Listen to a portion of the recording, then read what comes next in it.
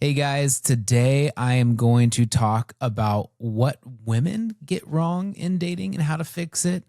And before you shoot me down here, check out my other video on my channel that I talk about how what men can do to be better and how to fix that. So, giving recommendations from what I've seen on all sides. So, hey guys, Brian here. Have you ever wondered how Jesus managed his relationships? Well, if you didn't know, he had his top 3 best friends, his 12 disciples, and his network of 72 people. Just like how Jesus managed relationships, you too can be intentional with your relationships, just like Jesus with People OS. It's a Notion template. Go ahead and go to the description below and click on People OS, download it today, and be successful and intentional with relationships just like Jesus. Anyways, I want to give an analogy with the business world. If you think about it as a business, you want to surprise and delight your customer, and you want to make sure you have a good product fit. So you create a product that's going to meet a specific need of your customer, and you do whatever you possibly can to meet the needs of your customers so that you can get new customers and keep existing customers around. And so if we took that mindset of understanding the needs of a man and then try to do our best to serve them and to meet his needs, you'll see a lot of success. Okay. Philippians 2:3, just to start off a verse, it says, "Do nothing from selfish ambition or conceit, but in humility count others more significant than yourselves." So it goes both ways, but we always want to come, and not just in relationships, but just in life and serve and people. It's all about serving people and doing nothing from selfish ambition or conceit, but really having a servant heart like Jesus. So that's the mindset, that's the attitude we want to come into this. So we find out what the customer's need is, right? Now let's find out what the needs are of a man. And I'm taking this framework from Dr. Willard Harley Jr.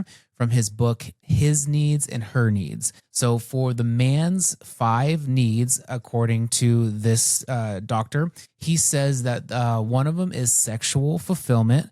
Now, obviously, in the context of dating, you should not be engaging in any of that activity for a lot of different reasons. For one, very practical way, if that is happening, to be quite frank, a guy who probably shouldn't be with you will stay a lot longer. There's also just a lot of complications, and that's not really the point of the video to go in today. But that is a need and speaks to how God made men. And lust is a sin. Sex outside of the context of marriage is a sin. But it's not wrong. And with that said, it's how God designed men. So don't fault them for having a need that God put in them, as long as they're doing it in a healthy way and having constraints and then doing the right things to wait till marriage. It's a very healthy thing that a man was literally created to do. So that's the need of a man. Next is recreational companionship.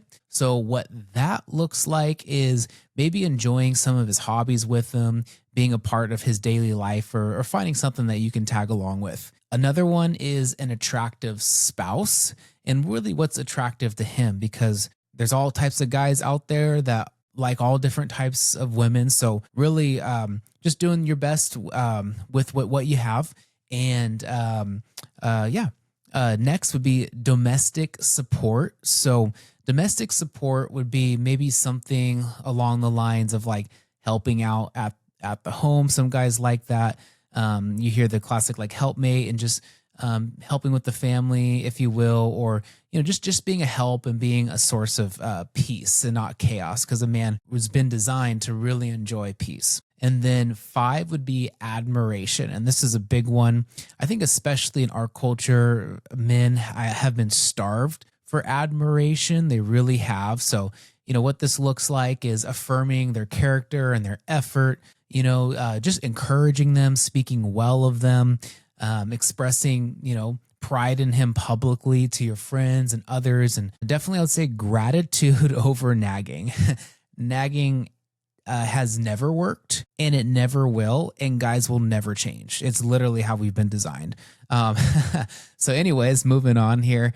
What do men actually look for? So, sometimes it could take longer, but a lot of times men can make a decision on where they want to direct the relationship really within, from what I've heard, from the first three encounters. So what men notice immediately is a warmth about a woman, an endearing disposition, a nurturing spirit, physical attractiveness, and humility. So those are really the key things that they're looking for. They're looking for someone who's easy and peaceful to be around with, someone who's attractive to them in their eyes.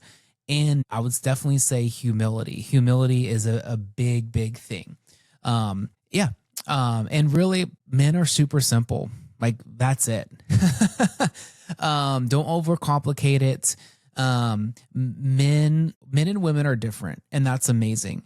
And men want to definitely meet the needs of what women have, and women have different set of needs.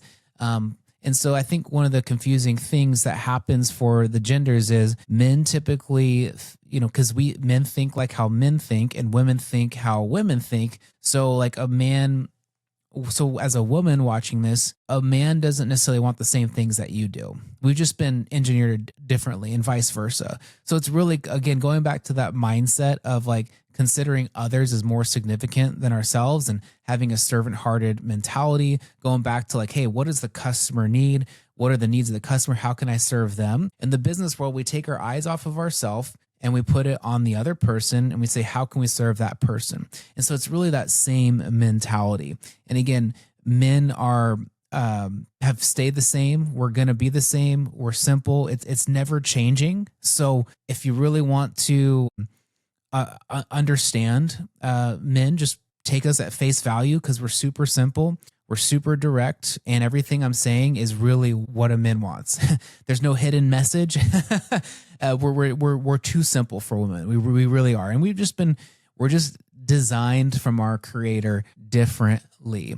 Next I want to talk about like men's standards, and this is more of just like prevalent within our culture. Like, men are very clear on what they like and they dislike.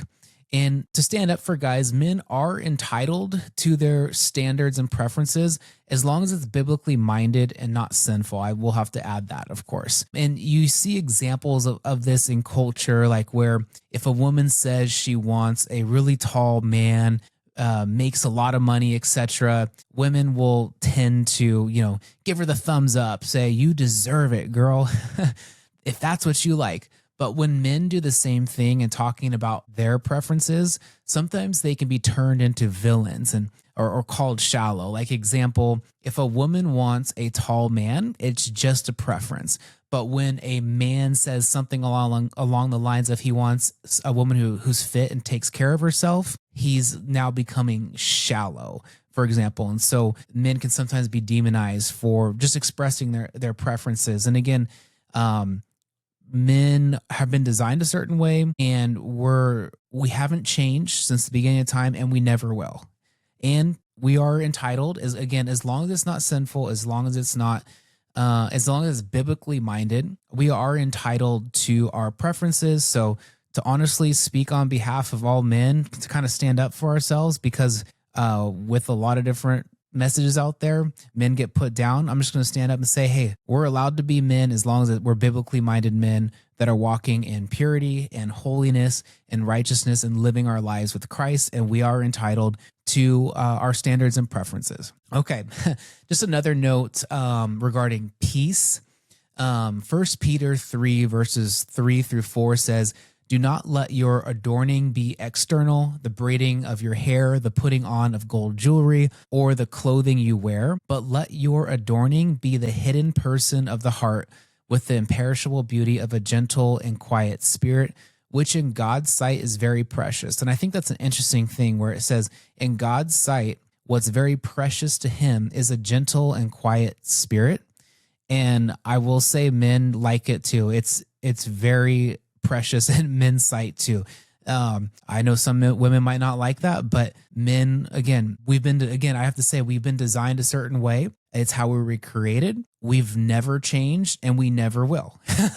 And we are entitled to our preferences and entitled to want the things that we've been designed for. And what that is men like peace. They don't like extra chaos. They don't like unnecessary drama. They want to come home to a woman who brings peace to their life, who's a helper, who's an encourager, that's affirming, that makes them feel like they're the king of the castle, if you will.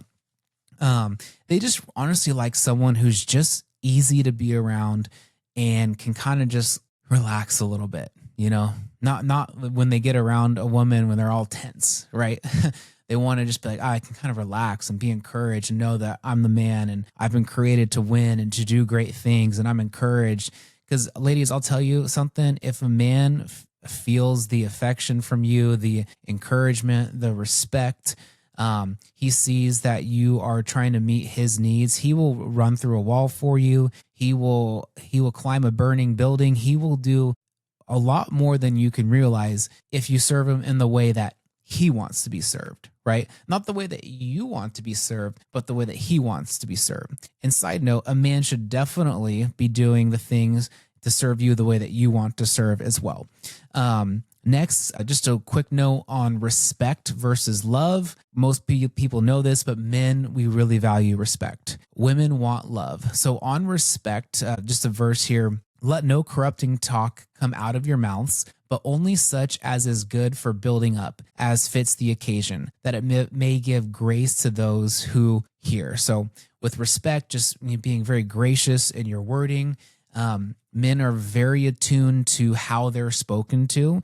The tone is very important. And so I'll just say this, men are starving for respect. They are starving for admiration because constantly in society, they're constantly battling with not feeling like they're enough. So that just makes a man feel really, really good. And when a man feels respected, I guarantee you he will do whatever he can to make you feel incredibly loved, as long as it's a good guy. Because there's some bad actors out there and y'all need to stay far away from that. Okay, yeah, and that's pretty much it. As far as the video goes, just a last encouraging scripture, John 13:34 through 35 says that a new commandment I give you, that you love one another. Just as I have loved you, you also are to love one another. By this, all people will know that you are my disciples, if you have love for one another. And all that to say, I think if we just love people and treat people with the dignity and the respect that they deserve as another human, that will go a long, long way. And it shows the world how we are the disciples of Christ, is how we treat other people. So in any interaction with anybody. So anyways, guys, thanks so much. If you like this video, please subscribe to the channel. If you are interested on what men get wrong in dating and what they can do to fix it, go ahead and check out my other video on that. And until next time, guys, thanks so much.